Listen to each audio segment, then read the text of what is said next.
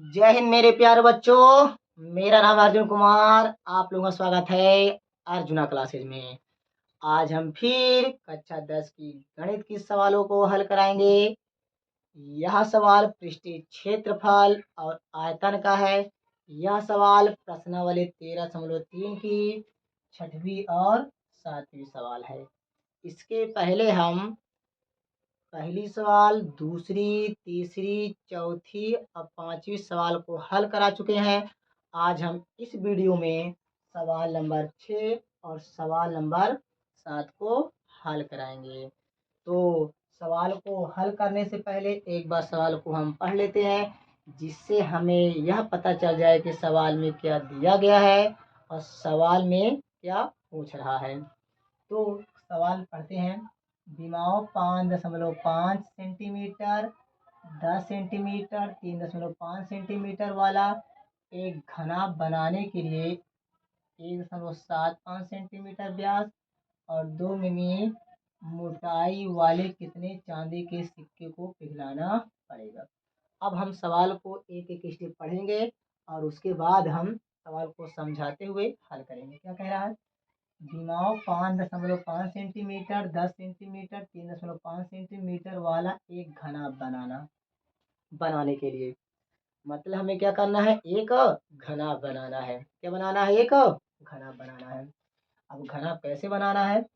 यहाँ पर देखिए 1.5 सेंटीमीटर व्यास और 2 मिमी मोटाई वाले कितने चांदी के सिक्कों को पिघलाना पड़ेगा। मतलब हमें घना तो बनाना है, परंतु चांदी के सिक्के को पिघला कर घना बनाना है। तो कंडीशन क्या कर रहा है? चांदी के सिक्के का व्यास कितना होना चाहिए? 1.75 सेंटीमीटर व्यास होना चाहिए। व्यास कितना होना चाहिए? 1.75 सेंटीमीटर। और मोटाई कितनी होनी चाहिए? 2 मिमी। मतलब मोटाई कितनी होनी चाहिए? 2 मिमी। मतलब 2 मिमी मोटाई और 1.75 सेंटीमीटर व्यास वाले चांदी के सिक्के को पिघलाकर हमें घना बनाना है। परंतु कितने चांदी के सिक्के को पिघलाना पड़ेगा, यही सवाल में हमें पूछ रहा है। मतलब हमें क्या पूछ रहा है? कितने चांदी के सिक्के को पिघलाना पड़ेगा। मतलब कितने चांदी के सिक्कों को पिघलाकर हम घनाभ बनाएंगे। तो आइए सवाल नंबर 6 को हम करते हैं। सवाल नंबर 6 को करते हैं हम लोग। यहाँ पर देखिए क्या दिया गया है? 1.75 सेंटीमीटर व्यास दिया गया है और 2 मिमी मोटाई दिया गया है। अब आप लोग चांदी के सिक्के को तो जरूर देखे होंगे। अब चांदी के सिक्के आपको पता ही होगा। यहाँ पर देख ले, मान लिया जा रहा है यह जो पार्ट दिखाई दे रहा है, मान लिया जाए यह जो पार्ट दिखाई दे रहा है, ये चांदी के सिक्के का प्रथम पार्ट है। भाई कोई सिक्का है तो उसके कितने पार्ट होते हैं? दो। एक होता है हेड, एक होता है टेल। तो मान लिया जा रहा है यहाँ आप जो चाहे हेड मान ले चाहे टेल मान ले, मतलब यह चांदी के सिक्के का पहला पार्ट है। मान लिया जा रहा है यह चांदी के सिक्के का पहला पार्ट है। अब क्या कह रहा है? इसका व्यास, मतलब इसका व्यास 1.75 सेंटीमीटर। तो आप लोग यदि व्यास कह रहा है तो यदि चांदी का सिक्का है तो उसका केंद्र भी होगा। मतलब व्यास कह रहा है तो सिक्के का सेंटर जरूर होगा। तो यह पहला पार्ट है तो इसके बीच में जो होगा, इसके बीच में हमारा केंद्र होगा। तो अब केंद्र से होकर जो जाने वाली हमारी रेखा होगी, अब मतलब जो चांदी के सिक्के के दो बिंदु को जो टच करेगी, मतलब यहाँ पर हमारा जो केंद्र है, केंद्र से होकर जाने वाली रेखा और वृत्त के दो बिंदुओं को टच करने वाली, उसी कहते हैं हम व्यास। मतलब केंद्र से होकर जाने वाली रेखा और वृत्त के दो बिंदुओं को टच करने वाली रेखा, मतलब वही रेखा केंद्र से होकर जाए, केंद्र से होकर तो जाए, परंतु वृत्त के दो बिंदु क्या करने चाहिए? टच करने चाहिए। तो वह हमारा क्या होता है? व्यास होता है। तो व्यास कितना दिया गया है? 1.75 सेंटीमीटर व्यास दिया गया है। अब मोटाई कितनी की है? 2 मिमी। यहाँ पर आप मोटाई मान ले रहे हैं, यहाँ पर मान ले रहे हैं 2 मिमी मोटाई इतनी है। अब यहाँ पर देखिए 2 मिमी मोटाई अब व्यास दिया गया है। यहाँ पर देखिए जो हमारा चांदी का सिक्का होगा वो बेलनाकार का हो जाएगा क्या? क्या हो जाएगा? बेलनाकार का हो जाएगा। तो यहाँ पर हम लिखेंगे बेलनाकार, बेलनाकार, बेलनाकार, बेलनाकार चांदी के सिक्के का व्यास, बेलनाकार चांदी के सिक्के का व्यास, बेलनाकार चांदी के सिक्के का व्यास। यहाँ पर इसे हम स्मॉल डी, कितना दिया गया है? 1.75 सेंटीमीटर। यहाँ पे लिख लेंगे 1.75 सेंटीमीटर। यहाँ पर व्यास क्या कितना है? 1.75 सेंटीमीटर। व्यास 1.75 सेंटीमीटर। अब आपको पता है डी बराबर क्या होता है? 2r होता है। तो 2r बराबर हमारा हो जाएगा 1.75 गुणा वाला कहाँ जाएगा? बटे में। हमारा हो जाएगा 1.75 बटे में। तो r बराबर हमारा हो जाएगा 1 और 2 अंक के बाद दशमलव है, नीचे 2 जीरो लग जाएगा। यहाँ पर हमारा 175 बटे में 200 हो जाएगा। और यहाँ पर r का मान हो गया 175 बटे में 200। मात्रक यहाँ पर क्या यूज कर लेंगे हम? सेंटीमीटर। फिर उसके बाद क्या दिया गया है? 2 मिमी मोटाई। यहाँ पे लिखेंगे मोटाई, मोटाई को हम मान रहे हैं h। h बराबर दिया गया है 2 मिमी।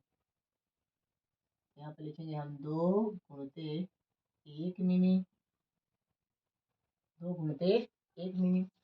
यहाँ पर देखिए 2 गुणते 1 मिमी में कितने सेंटीमीटर होते हैं? 10 के घाते -1 सेंटीमीटर।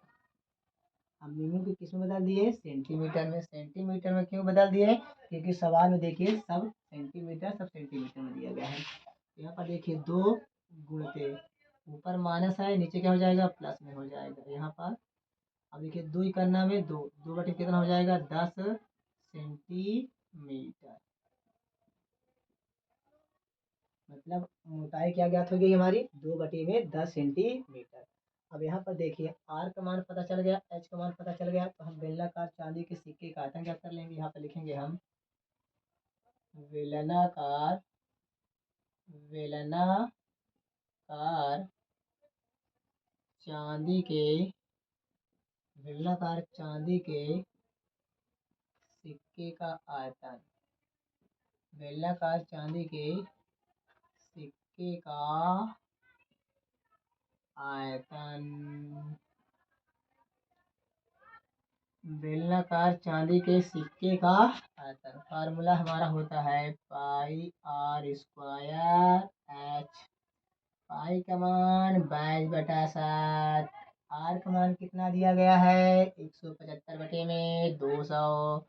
यहाँ पर हम लिख लेंगे 175 बटे में 200। और यहाँ पर वर्ग है तो क्या लगा लेंगे हम लोग? वर्ग। और गुणित h, h का मान कितना दिया गया है? 2 बटे में 10। यहाँ पर हम 2 बटे में 10 रख लेंगे। फिर उसके बाद हम यहाँ पर देखते हैं, ये देखिए 22/7 गुणते वर्ग मतलब कितनी बार गुणा होता है? 2 बार। तो यहाँ पर लिख लेंगे हम 175 बटे में 200, 175 बटे में 200 गुणते 175 बटे में 200 और गुणते कितना है? 2 बटे में 10। फिर उसके बाद यहाँ पर क्या? हमें घनाभ बनाना है। यहाँ पर लिखेंगे हम घनाभ का आयतन। यहाँ पर हम लिख लेंगे घनाभ का आयतन, घनाभ का आयतन। और घनाभ का आयतन बराबर हमारा होता है लंबाई गुणित चौड़ाई गुणित ऊंचाई। यहाँ पर इसे हम आपस में क्या कर लेंगे? गुणा कर लेंगे। यहाँ पर लिखेंगे 5.5 और गुणित 10 और गुणते हमारा हो जाएगा 3.5। इसे लिख सकते हैं 55/10 और गुणते 10 और गुणते 35/10। तो घनाभ का आयतन पता चल गया 55/10 गुणते 10 गुणते 35/10। और यहाँ पर हम लिखेंगे हमें क्या ज्ञात करना है, कितने चांदी के सिक्के को पिघलाना पड़ेगा। तो चांदी का सिक्का कितना हमें ज्ञात करना है। अब लिखेंगे माना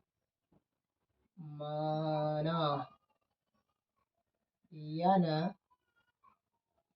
चांदी के चांदी के सिक्के को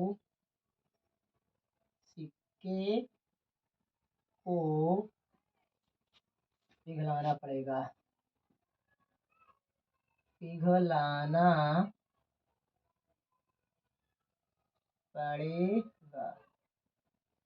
माना यन चांदी के सिक्के को पिघलाना पड़ेगा। अब हम क्या करेंगे, घनाभ का आयतन बराबर क्या कर लेंगे, बेलनाकार चांदी के सिक्के का आयतन। या हम ऐसे कर लें, बेलनाकार चांदी के सिक्के का आयतन बराबर घनाभ का आयतन कर लें। यहाँ पर हम लिखेंगे बेलनाकार, यहाँ पर हम लिखेंगे, पहले देख रहे हैं कि वीडियो में साफ साफ दिखाई दे रहा है कि नहीं। हाँ दिखाई दे रहा है। अच्छा, यहाँ पर लिखेंगे हम बेलनाकार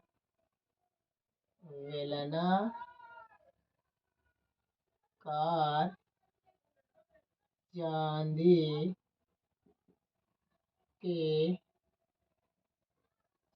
के सिक्के, बेलनाकार चांदी के सिक्के का आयतन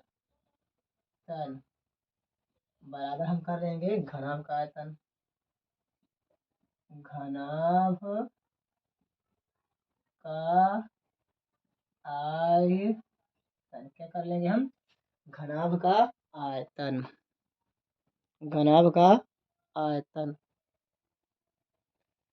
फिर उसके बाद यहाँ पर हम क्या करेंगे, हमें कितने बेलनाकार चांदी के सिक्कों को पिघलाकर घना बना पड़ेगा। तो यहाँ पर हम यन से क्या कर लेंगे, गुणा कर लेंगे। तो यहाँ पर हम इधर, यहाँ पर देखिए यन, तो यन गुणते बेलनाकार चांदी के सिक्के का आयतन। बेलनाकार चांदी के सिक्के का आयतन कितना कहते हैं, 22/7 गुणते 175/200 गुणते 175/200 गुणते 2/10 बराबर घनाभ का आयतन कितना दिया गया है, 55/10 गुणते 10 और गुणते 35/10। 10 से 10 क्या हो जाएगा, कैंसिल। 10 से 10 क्या हो जाएगा, कैंसिल। 11 दूना 22, 11 पचे 55, 5 चौका 20, 5 शून्य 0। अब यहाँ पर 5 3 15, 55 25, 35 35 क्या हो जाएगा, कैंसिल हो जाएगा। फिर यहाँ पर देखिए 5 चौका 20, 5 शून्य 0, 5 दूना 5 3 15, 55 25।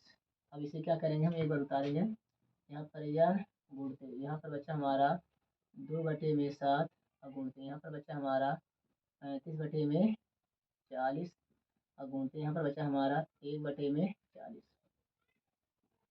यहाँ पर बच्चा हमारा 1/40 बराबर इधर हमारा बचा 5। क्या बचा, 5। तो यहाँ पर करेंगे हम 5 कन्ना 5, 5 कन्ना में 5 और 5 सते 35। इस 7 से 7 क्या हो जाएगा, cancel.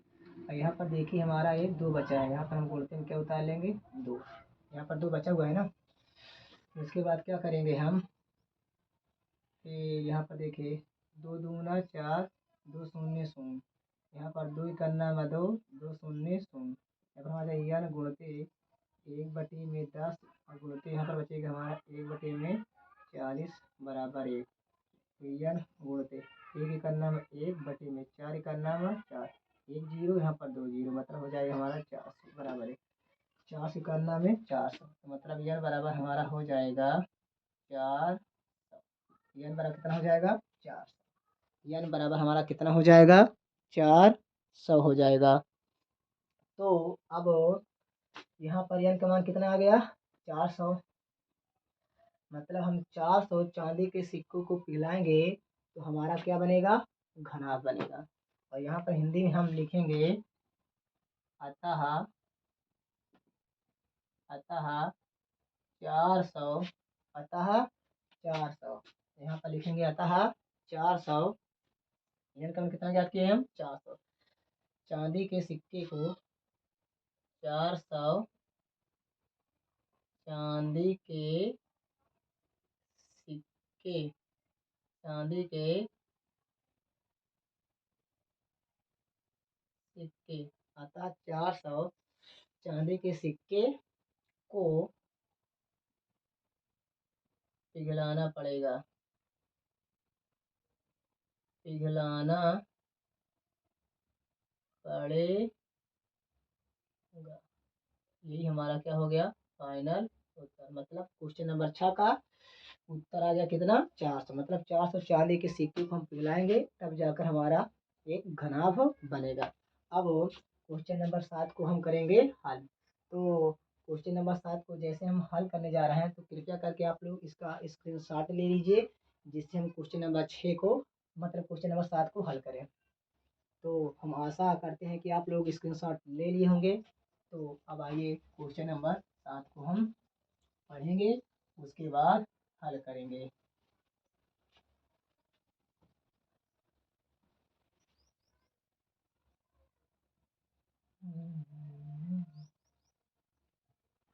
Question number 7, question number 7 क्या कह रहा है, 32 सेंटीमीटर ऊंची और आधार त्रिज्या 18 सेंटीमीटर वाली एक बेलनाकार बाल्टी रेत से भरी हुई है। मतलब एक बेलनाकार बाल्टी है, एक बेलनाकार बाल्टी है, उसकी ऊंचाई 32 सेंटीमीटर और आधार त्रिज्या 18 सेंटीमीटर है। और उसमें क्या भरा हुआ है, रेत भरा हुआ है। क्या भरा हुआ है, रेत। इस बाल्टी को भूमि पर खाली किया जाता है। मतलब बाल्टी में जो रेत भरा हुआ है उसे भूमि पर क्या किया जाता है, खाली किया जाता है। और इस रेत की एक शंक्वाकार ढेरी बनाई जाती है। मतलब जो बाल्टी में रेत भरा हुआ था उसे हम क्या कर रहे हैं, भूमि पर खाली कर रहे हैं। तो जो हमें रेत मिला उसे हम क्या कर रहे हैं, शंक्वाकार ढेरी बना रहे हैं। यदि शंक्वाकार ढेरी की ऊंचाई 24 सेंटीमीटर, और कह रहा है शंक्वाकार ढेरी की ऊंचाई कितनी होनी चाहिए, 24 सेंटीमीटर। इस ढेरी की त्रिज्या और तिर्यक ऊंचाई ज्ञात कीजिए। मतलब हमें इस शंक्वाकार ढेरी की त्रिज्या और ऊंचाई क्या करना है, ज्ञात करना है। क्वेश्चन नंबर 7 का हल। हम क्वेश्चन नंबर 7 का हल देखेंगे। क्या कह रहा है, 32 सेंटीमीटर ऊंची और आधार त्रिज्या 18 सेंटीमीटर बेलनाकार बाल्टी है। तो यहाँ पे लिखेंगे हम बेलनाकार, बेलनाकार बाल्टी की ऊंचाई, बेलनाकार बाल्टी की ऊंचाई, बेलनाकार बाल्टी की ऊंचाई को हम स्मॉल एच मान रहे हैं। कितना दिया गया है, 32 सेंटीमीटर। कितना दिया गया है, 32 सेंटीमीटर। और आधार त्रिज्या 18 सेंटीमीटर। तो यहाँ पर आर बराबर हम क्या मान रहे हैं, 18 सेंटीमीटर। अब यहाँ पर देखिए आर एच का मान पता है, तो यहाँ पर हम बेलनाकार बाल्टी का आयतन क्या कर लेंगे। यहाँ पर लिखेंगे हम बेलनाकार, बेलनाकार बाल्टी का आयतन, बेलनाकार बाल्टी का आयतन। फार्मूला हमारा होता है पाई आर स्क्वायर एच। पाई का मान होता है 22/7। आर, आर का मान कितना दिया गया है, 18। यहाँ पर 18 का वर्ग हो जाएगा। अब बोलते हैं एच, एच का मान कितना दिया गया है, 32। यहाँ पर मतलब बेलनाकार बाल्टी का आयतन क्या कितना गया, 22/7 गुणते 18 का वर्ग गुणते 32। फिर क्या कह रहा है, यदि शंक्वाकार ढेरी की ऊंचाई 24 सेंटीमीटर, तो यहाँ पर लिखेंगे शंक्वाकार शंक्वाकार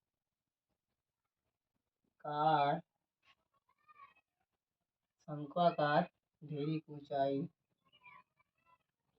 शंक्वाकार ढेरी की ऊंचाई, मतलब यहाँ पर हम कैपिटल एच मानेंगे क्योंकि स्मॉल एच मान चुके हैं। कितना है? 24 सेंटीमीटर। मतलब शंक्वाकार ढेरी की ऊंचाई कितना माने हम? कैपिटल एच माने हैं। और कितना दिया है? 24 सेंटीमीटर। हमें क्या कहता है? ढेरी की त्रिज्या और त्रिज्या ऊंचाई ज्ञात करें। यहाँ पर लिखा माना माना माना यहाँ पर शंक्वाकार माना शंक्वाकार शंक्वाकार रेत की माना शंक्वाकार रेत की ढेरी की त्रिज्या माना शंक्वाकार रेत की ढेरी की त्रिज्या कैपिटल आर और तिर्यक ऊंचाई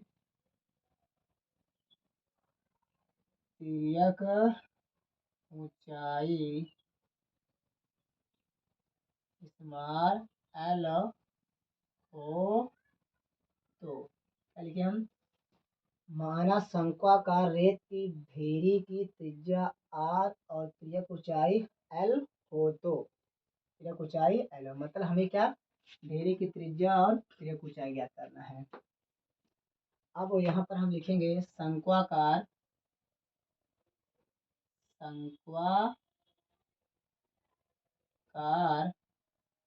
शंक्वाकार रेत की ढेरी का आयतन। शंक्वाकार रेत की ढेरी का आयतन फार्मूला हमारा होता है 1/3 pi r square h. 1/3 pi r square h. Pi r square h. यहाँ पर देखिए 1/3 पाई का मान कितना होता है? 22/60। अब गुणते आर का मान तुम्हें ज्ञात करना है तो आर स्क्वायर ऐसे हम रहने देंगे। एच का मान कितना दिया गया है? 24 मान लिया हमने। अब यहाँ पर देखिए शंक्वाकार रेत की ढेरी का आयतन हम ज्ञात कर लिए हैं 1/3 गुणते 22/7 गुणते आर स्क्वायर गुणते 24 है। तो अब हम क्या करेंगे? शंक्वाकार रेत की ढेरी का आयतन बराबर कर लेंगे बेलनाकार बाल्टी का आयतन। क्या कर लेंगे हम?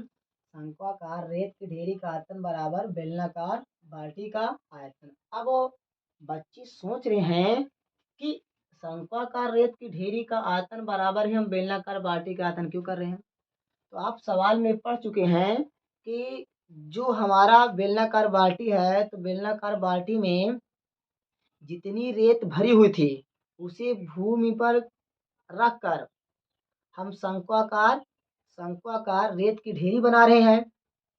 मतलब जितनी बाल्टी में रेत थी उतनी ही रेत की हम शंक्वाकार रेत की ढेरी बना रहे हैं। शंक्वाकार रेत की ढेरी बना रहे हैं। तो जो बेलनाकार बाल्टी जो बेलनाकार बाल्टी का आयतन है जो बेलनाकार बाल्टी का आयतन है वो हमारा शंक्वाकार रेत की ढेरी का आयतन क्या हो जाएगा? बराबर। अब यहाँ पर हम बेलनाकार बाल्टी का आयतन यूज कर लिए हैं। अब यहाँ पर आप सेंटेंस ऐसे भी यूज कर सकते हैं, बेलनाकार बाल्टी में रेत का आयतन यूज कर सकते हैं, तो कोई गलत नहीं होगा। यहाँ पर आप चाहे बेलनाकार बाल्टी का आयतन यूज कर लीजिए और चाहे आप बेलनाकार बाल्टी में रेत का आयतन यूज कर लीजिए, सही है यहाँ पर। तो आइए यहाँ पर इसे हम यहाँ पर लिखते हैं ऐसे शंक्वाकार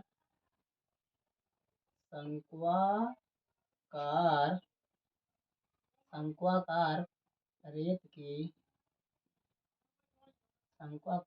की ढेरी का आयतन मान लिया हमने, तुम्हें प्यार नहीं हमसे। शंक्वाकार रेत की ढेरी का आयतन बराबर, यहाँ पर हम लिखेंगे बेलनाकार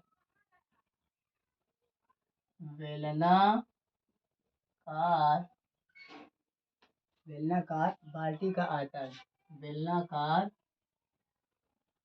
बाल्टी में, यहाँ पर हम यूज कर रहे हैं सेंटेंस, यहाँ पर जो बेलनाकार बाल्टी का आयतन यूज किए और यहाँ पर बेलनाकार बाल्टी में रेत का आयतन यूज कर रहे हैं। रेत का आयतन, बेलनाकार बाल्टी में रेत का आयतन।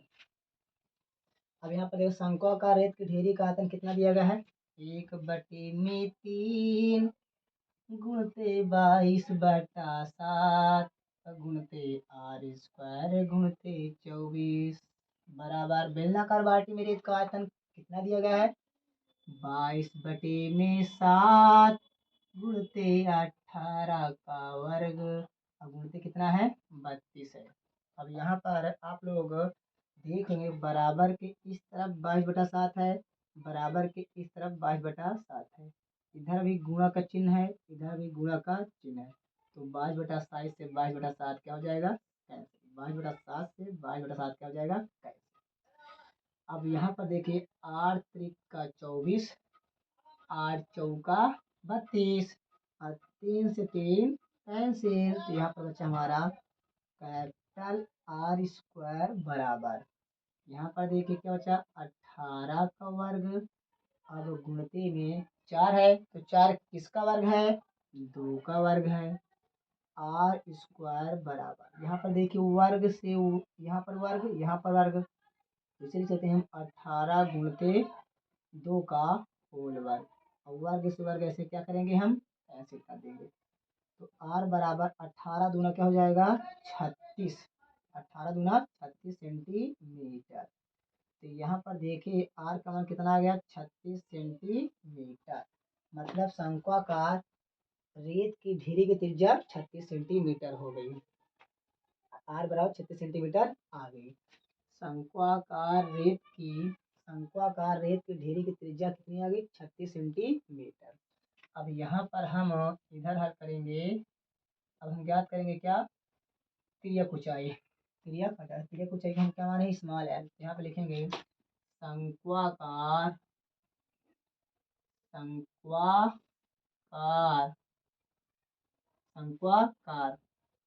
रेत की शंक्वाकार रेत की तिर्यक ऊंचाई, शंक्वाकार रेत की ढेरी की, शंक्वाकार रेत की ढेरी की त्रिज्या, शंक्वाकार रेत की ढेरी की तिर्यक ऊंचाई, शंक्वाकार रेत की ढेरी की तिर्यक ऊंचाई,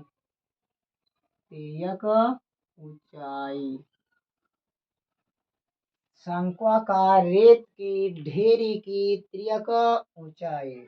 अब फार्मूला आप लोगों को पता ही होगा क्या होता है, l² बराबर r² प्लस में h²। तो यहाँ पर l² बराबर r का मान कितना दिया गया है, 36, यहाँ पर वर्ग है तो वर्ग, प्लस में h का मान कितना दिया गया है, शंक्वाकार ढेरी की ऊंचाई h मतलब 24, तो यहाँ पर लिखेंगे हम 24, तो वर्ग है तो वर्ग। अब क्या हुआ कि बच्चे 36 का वर्ग निकाल के यहाँ पर लिखते हैं, फिर 24 का वर्ग निकाल के यहाँ पर लिखते हैं, फिर उसके बाद दोनों को जोड़ेंगे, फिर वर्ग इधर आएगा तो वर्गमूल बदलेंगे, फिर इसका हम वर्गमूल निकालेंगे। परंतु आप लोग को उस लंबे प्रोसेस को नहीं अपनाना है, बस आप लोग देखते रहिएगा। आप एक शॉर्ट तरीका हम आप लोगों को बताने जा रहे हैं, देखिएगा यहाँ पर, और आसान भी है यह शॉर्ट तरीका। यहाँ पर देखिए 36 को हम लिख सकते हैं 12 गुणते 3 लिख सकते हैं, और यहाँ पर वर्ग है तो क्या लगा सकते हैं, वर्ग। यहाँ पर 24 को लिख देते हैं हम 12 गुणते 2, और यहाँ पर वर्ग है तो वर्ग यूज कर सकते हैं। यहाँ पर देखिए एल स्क्वायर बराबर, यहाँ पर इसे हम लिखते हैं, देखिए इसको हम क्या लिख सकते हैं, इसको हम क्या लिख देगा 12 का वर्ग और गुणते क्या लिख सकते हैं 3 का वर्ग, और प्लस में यहाँ पर इसे देखिए क्या लिखते हैं 12 का वर्ग और गुणते 2 का वर्ग। अब यहाँ पर देखिए एल स्क्वायर बराबर, थोड़ा हम देखते हैं क्या नीचे वाला पार्ट वीडियो में दिखाई दे रहा है। हाँ, नीचे वाला पार्ट वीडियो में एकदम साफ साफ दिखाई दे रहा है। यहाँ पर देखिए 12 का वर्ग है, यहाँ पर 12 का वर्ग है, तो 12 का वर्ग हम ले लेंगे कॉमन, यहाँ पर बचेगा हमारा 3 का वर्ग और प्लस में यहाँ पर बचेगा हमारा 2 का वर्ग। तो यहाँ पर हम इधर हल कर ले रहे हैं, एल स्क्वायर बराबर, यहाँ पर देखिए 12 का वर्ग है और यहाँ पर कोष्ठक अंदर 3 का वर्ग कितना होगा 9 होगा, और प्लस में 2 का वर्ग कितना होगा 4 होगा। तो यहाँ पर एल बराबर, ये वर्ग है इधर आगे वर्ग में बदल जाएगा, तो यहाँ पर अंडर रूट, यहाँ पर हमारा हो जाएगा 12 का वर्ग गुणते 9 4 13, एल बराबर।